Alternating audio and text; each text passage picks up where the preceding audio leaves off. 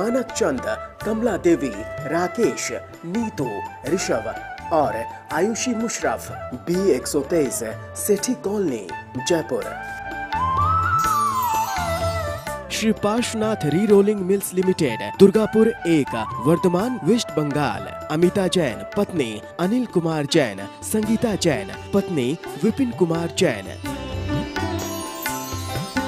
रत्नम प्रभा वाडेकर, प्रणिया शाह, रंजना कोठारे, वर्षा शाह, बारामती। श्री चंदूलाल जुबराज गांधी, फलटनकर, घाटकोपर, मुंबई एवं परिवार। अलेखा शाह, मनीष शाह, अनुपम Shah, Priyanka Shah, सचिंत Gandhi, Nupur Gandhi, श्रवंत Gandhi.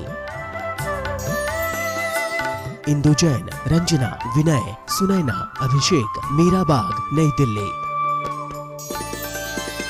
Nemchand Jain, Shashi Jain, Nikhil Jain, Shalini Jain, शरणय Jain, Shantanu Jain, Nishu Jain, Shastri Nagar, Meerut, Uttar Pradesh.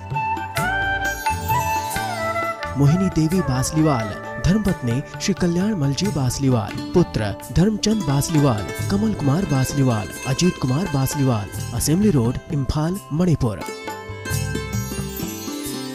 Shri Abhijit, Mugdha, Abha, Ayushi, New Jersey. Doctor Tushar, doctor Ketki, Shri Jatin, doctor Kalpana आदि, धुले, महाराष्ट्र। जय जिनेन्द्र तज्जयति परम ज्योति, समं समस्तैरनंत पर्यायैः, दर्पणतलैव सकला प्रतिफलति पदार्थमालिका यत्र। पंच परमेष्टि भगवान की जय। पिछली कक्षा में परिग्रह लक्षण बताया था, मूर्छा परिग्रह, मूर्छा ही परिग्रह है। और मूर्छा का बताया था, मूर्छा माने ममत्व परिणाम। अच्छा, ममत्व परिणाम किसे कहते हैं? यह वस्तु मेरी है।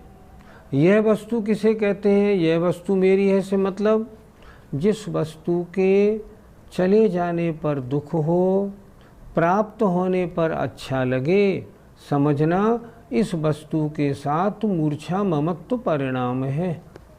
ममत्व परिणाम होता है तभी तो वस्तु जाती है तो दुख होता है, आती है तो सुख होता है। ममत्व परिणाम का मतलब जाने पर दुख और आने पर सुख हो तो समझो ममत्व परिणाम है। परिग्रह में ममत्व परिणाम रखना ही परिग्रह है।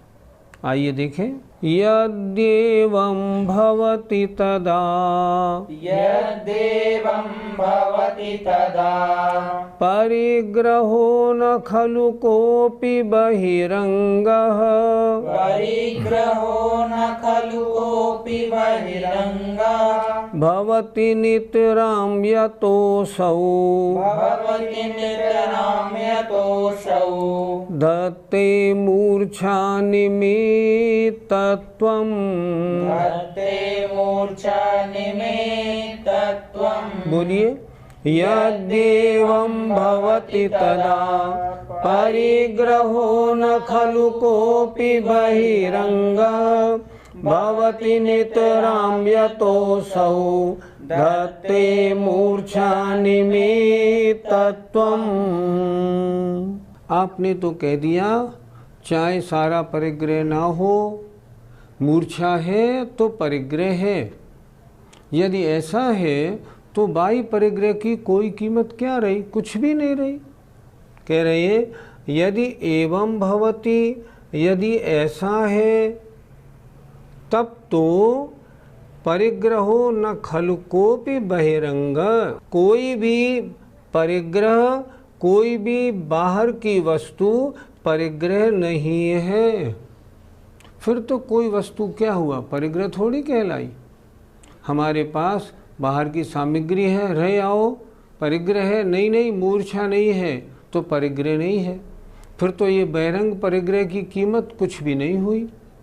देखें, यदि इस प्रकार है तब तो बहिरंग कोई भी परिग्रह ना हुआ, तब तो बहिरंग वस्तु परिग्रह कुछ नहीं है।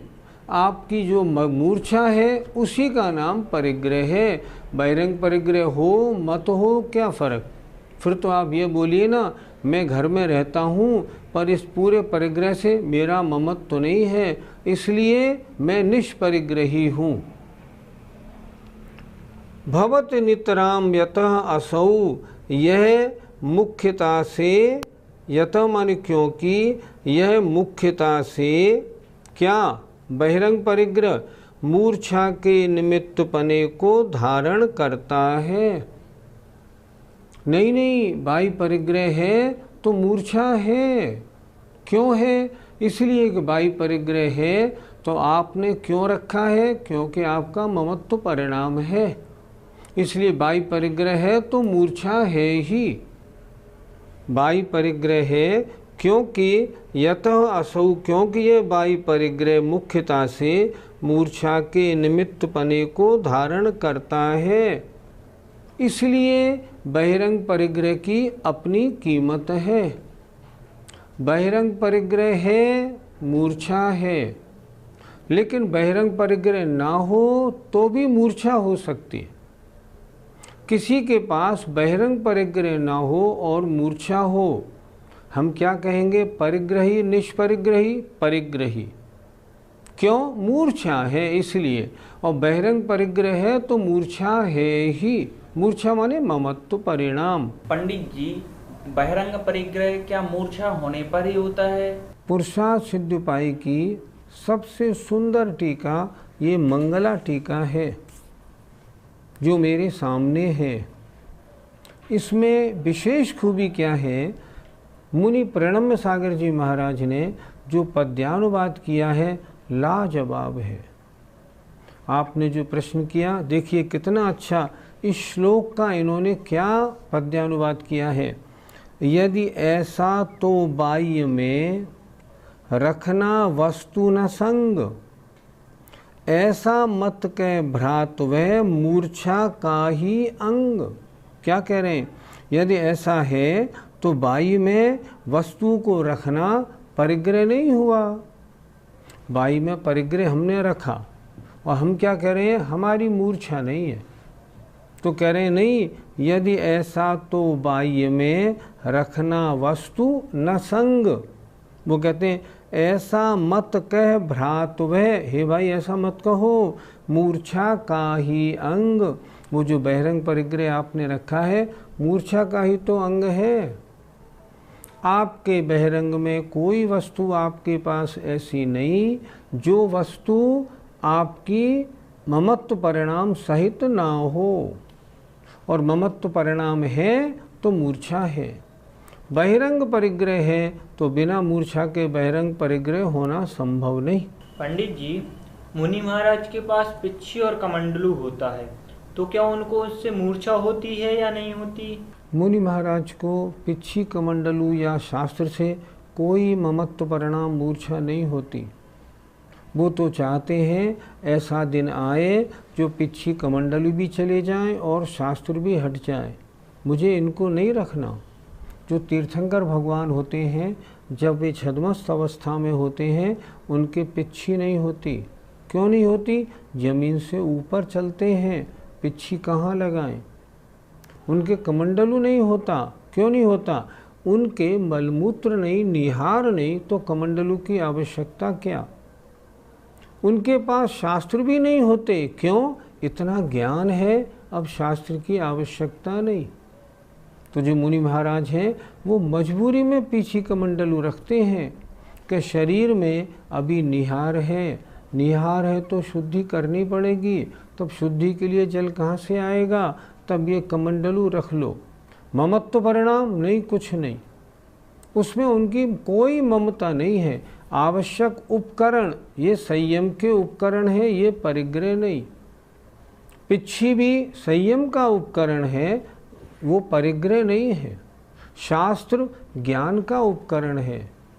पिच्छी संयम का उपकरण, कमंडलू शौच का उपकरण, पुस्तक ज्ञान का उपकरण। पुस्तक क्यों है? जब मैं कहीं बैठूंगा तो मेरे मन की एकाग्रता कैसे बनाएगी। निरंतर शुद्धोपयोग में तो मैं लगा रह नहीं सकता, तो मैं शास्त्रों के आधार से अपने समय का सदुपयोग करके अपने उपयोग को शुभ या शुद्ध में ले जाऊंगा। रहूंगा तो शुभ में, कोशिश करूंगा शुद्ध की। इसलिए वो तीनों वस्तु रखते हैं, लेकिन उनका रंच मात्र भी ममत्व परिणाम नहीं होता।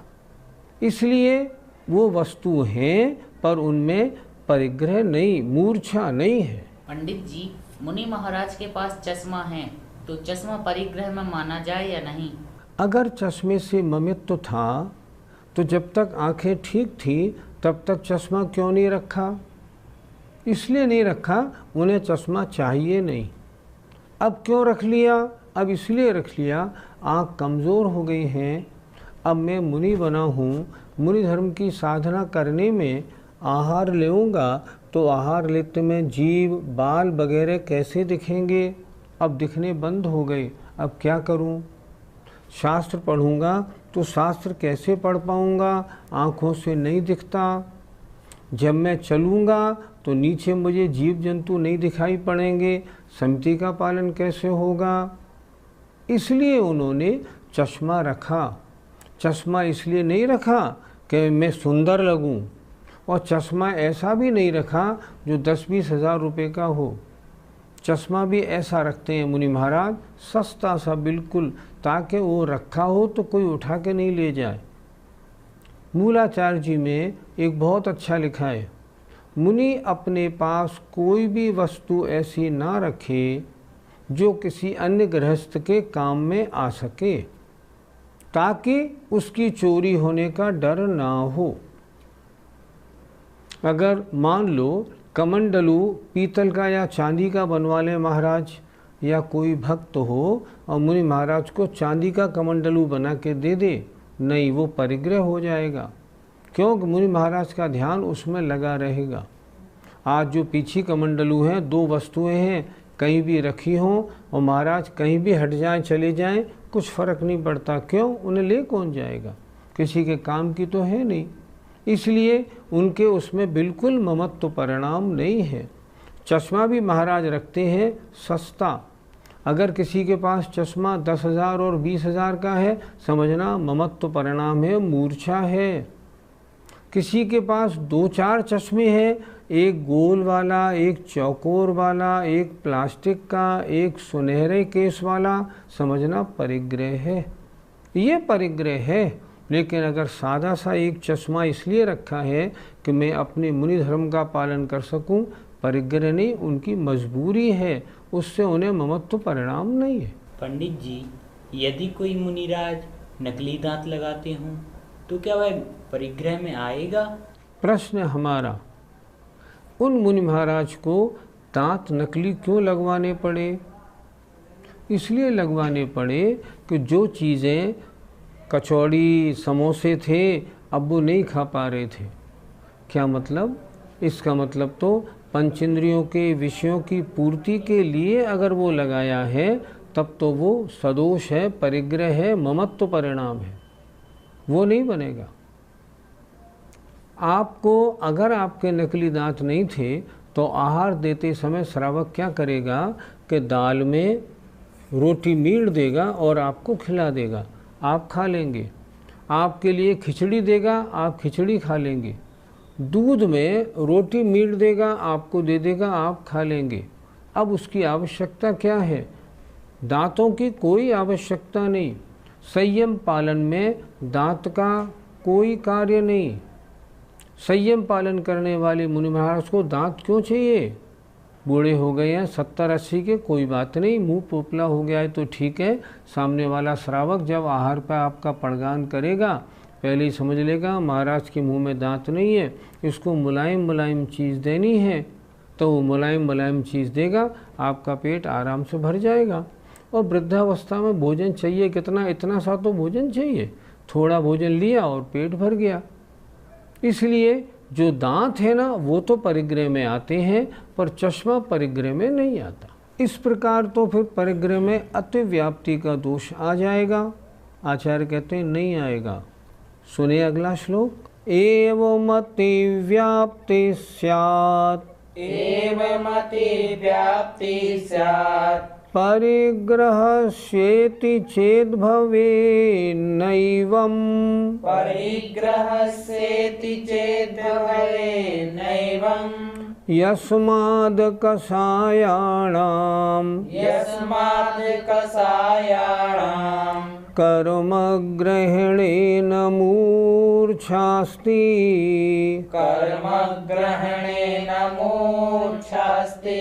बोलिए एवमति व्याप्ति स्यात् परिग्रहस्येति चेद् भवे नैवं यस्माद् कषायाणां कर्मग्रहेणेन मूर्छास्ति।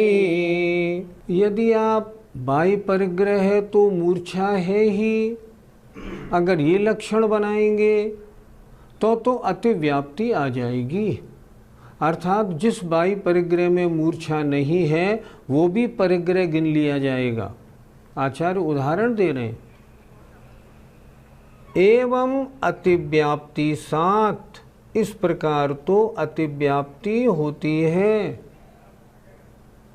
परिग्रहस्य इति, परिग्रह के साथ, अर्थात परिग्रह के लक्षण के साथ तो इस प्रकार अतिव्याप्ति होती है।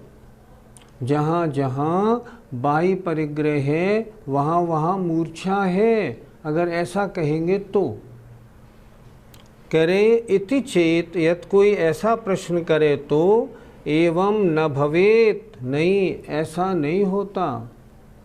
क्या मतलब? बाह्य परिग्रह हो और मूर्छा ना हो तो परिग्रह में मूर्छा नहीं मानी जाएगी, परिग्रह को परिग्रह नहीं माना जाएगा। बाह्य परिग्रह हो और मूर्छा नहीं है तो बाह्य परिग्रह परिग्रह नहीं है। जैसे उदाहरण दे रहे हैं, यस्मात्, जिस कारण से अकषायाणाम, जो कषाय रहित जीव हैं, उनके कर्म ग्रहण में भी मूर्छा नहीं होती है। अर्थात जैसे जैसे कषाय अकषायी जीव 11वें 12वें गुणस्थान में 13वें गुणस्थान में है, कषाय रहित जीव हैं, उनके कर्म आते हैं, आश्रव होता है, लेकिन फिर भी उनके मूर्छा नहीं होती। कर्म सहित होने पर भी उनकी मूर्छा नहीं है। इसलिए बहिरंग परिग्रह है तो मूर्छा होगी ही होगी, ये नियम नहीं बन सकता। क्या लिख रहे हैं? एवं अतिव्याप्ति साथ, यदि ऐसा आपने बना लिया कि बहिरंग परिग्रह है तो मूर्छा होगी ही, तो अतिव्याप्ति हो जाएगी, दोष लगेगा आपके कहने में। एवं अतिव्याप्ति साथ परिग्रहस्य, परिग्रह के साथ इस प्रकार तो अतिव्याप्ति हो जाएगी। इति चेत, यदि कोई ऐसा कहे तो एवं न भवेत, ऐसा नहीं हो सकता। आपका कहना ठीक नहीं है। क्यों नहीं है? यस्मात्, जिस कारण से जो कषाय रहित जीव हैं उनके कर्म ग्रहण में मूर्छा नहीं है। कषाय रहित जीवों के साता वेदनी का आश्रव होता है, गुणस्थान 11, 12, 13। अब उसमें उन्होंने कर्म ग्रहण तो है पर मूर्छा नहीं है। इसलिए ऐसा नहीं कह सकते कि बाह्य परिग्रह है तो मूर्छा है ही, ऐसा नहीं कहा जा सकता। पंडित जी, जो जीव कषाय से रहित हैं उनका कर्मों का ग्रहण क्यों होता है? तत्वार सूत्र का सूत्र है, काय वांग मनः कर्म योगः स आश्रवः। शरीर, वचन और मन की क्रिया को योग कहते हैं।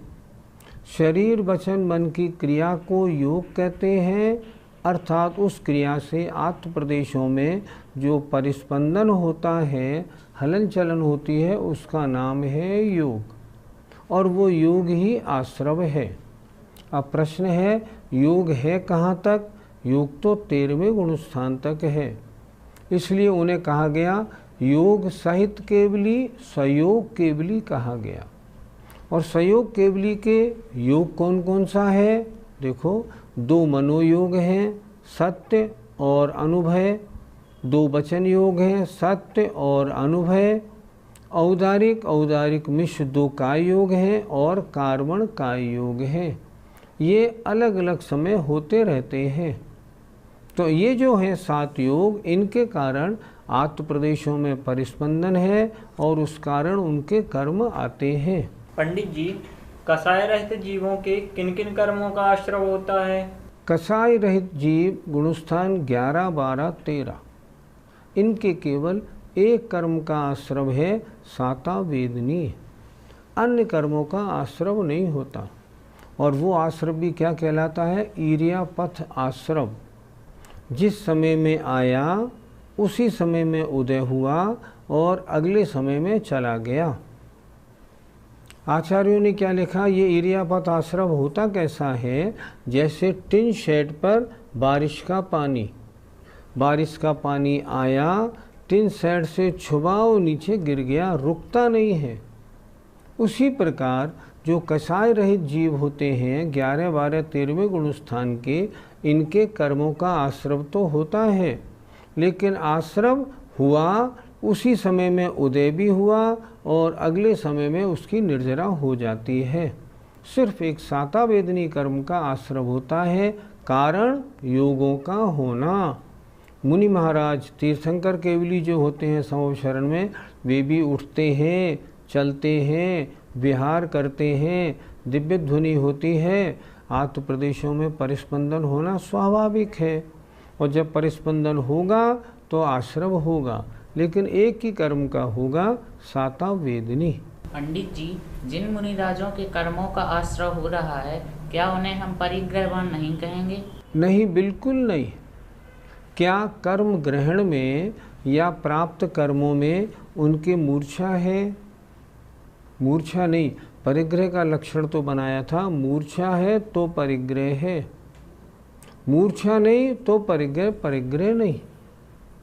उदाहरण भी दिया था, किन्हीं मुनि महाराज के कम्बल उड़ा दिया तो वो कम्बल परिग्रह नहीं है, क्योंकि वहाँ मूर्छा नहीं है।